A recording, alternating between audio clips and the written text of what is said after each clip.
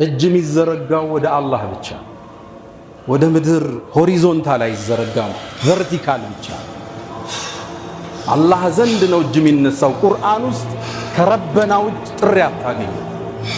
አንድ አንቀጽ አምጦ ረበና ከሚለው ውጭ ነቢያቶች ሁሉ እጅ ያነሱት ለዓለማት ጌታ ረበና ተቀበል ሚና ተቀበለ ነከ አንተ ሰሚዕ ወቱብ ዐለይና የሰው ልጅ ሲሰራ ያጎልን በዳዕዋ ጉዞ በኢስላም ኺድማው ወቱብ ዐለይና ማህርታን ስጠን ኢነከ አንተ ተዋቡ ረሒም። የከዓባ ግንባታ የዛ የተከበረ ቤተሰብ አሻራ። ነቢዩላህ ኢብራሂም ከዓባን በመገንባት ላይ ያሉ አንድ ኮርነር ላይ ድንጋይ አነሳቸው። ፈለጉ አጡት። እንዴት ያስቀምጡት? አላህ ከሰማይ ሐጀረል አስወድን አመጣላቸው። ነጭ እንደ ወተት እንደ አልማዝ የሚያንጸባርቅ ኢብራሂም ዓለይሂ ሰላም ይህን ድንጋይ ተቀብለው ሐጀረል አስወድ ዛሬ ሄደን እንድንስመው የታዘዝነውን ድንጋይ ከዓባ ኮርነር ላይ ያስቀምጡ።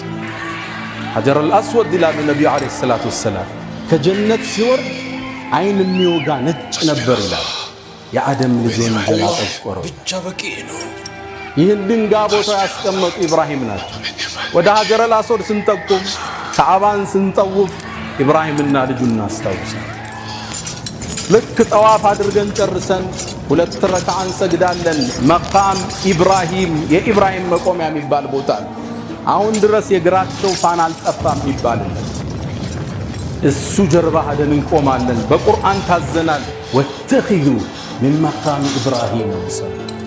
ኢብራሂምም ይቆምበት ከነበረበት ቦታ ላይ ሶላትን አድርጓል። ኢብራሂም የሚቆሙበት ድንጋይ ምንድን ነው? አዎ ከዓባ ሲታነስ የከዓባ ዲዛይን እንዳይበላሽ አርክቴክቱን ያዩበት የነበረ አንድ ድንጋይ ነበር።